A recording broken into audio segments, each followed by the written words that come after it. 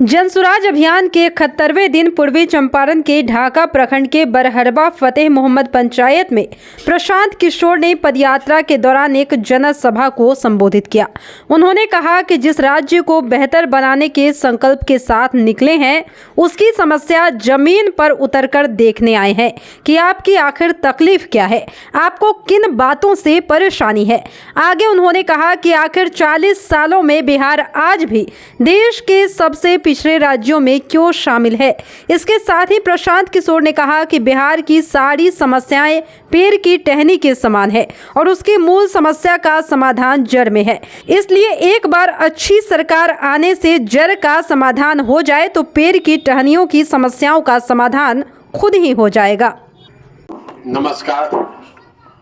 आपके गांव में आज इस दोपहरी में आपसे मिलने का, बातचीत करने का, परिचय करने का अवसर आपने दिया है, इसके लिए आपका तहे दिल से शुक्रिया अदा करते हैं, आप सबका धन्यवाद करते हैं। मैं नेता नहीं हूं, मेरा नाम प्रशांत किशोर है, हम नेता नहीं हैं, हमारे पास कोई दल भी नहीं है, ना दल हम बनाए हैं, आपसे वोट मांगने भी नहीं आए।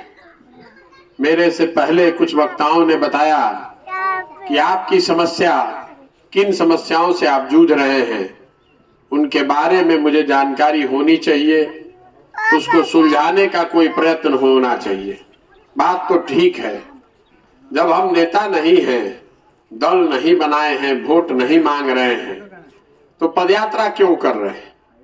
पदयात्रा का एक लक्ष्य यही है कि जिस समाज को हम लोग बेहतर बनाना चाहते हैं, जिस राज्य को बेहतर बनाना चाहते हैं, पहले जमीन पर उतरकर ये देखें तो सही कि आपकी तकलीफ क्या है, आपको किन बातों से परेशानी है।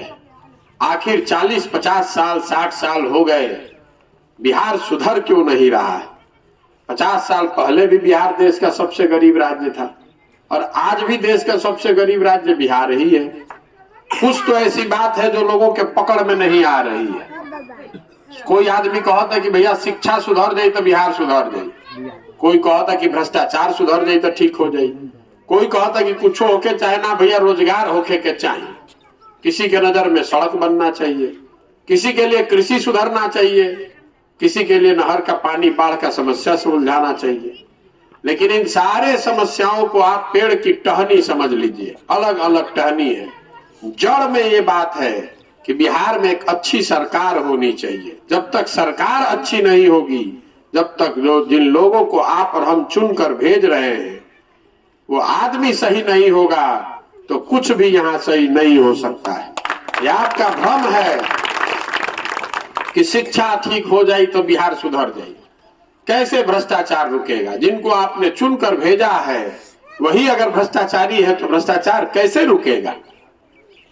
आप जिनको चुनकर शिक्षा मंत्री बनाते हैं वो खुद ही लूट में लगा हुआ है, वही पेपर लीक कर रहा है, उसको शिक्षा की कोई चिंता ही नहीं है, तो कैसे शिक्षा सुधर जाएगी? जो आदमी मंच पर आता है वो यही कहता है कि हमरा के वोट दे दो, हम आए तो ठीक कर दे। हम आपको ये कहने आए हैं कि हमारे करने से कुछ नहीं होगा।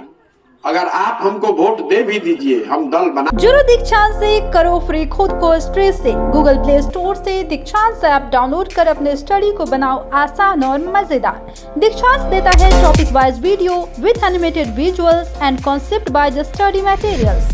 हमारे YouTube चैनल को सब्सक्राइब और Facebook पेज को लाइक करना ना भूले। धन्यवाद।